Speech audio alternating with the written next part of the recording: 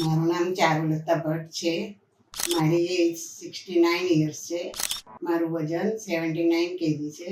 હું સેટેલાઇટ અમદાવાદમાં રહું છું અને મને ડાબા પગના ઢીંચણમાં છેલ્લા 10 વર્ષથી દુખાવો હતો. છેલ્લા 1-2 મહિનાથી બહુ વધી ગયો હતો.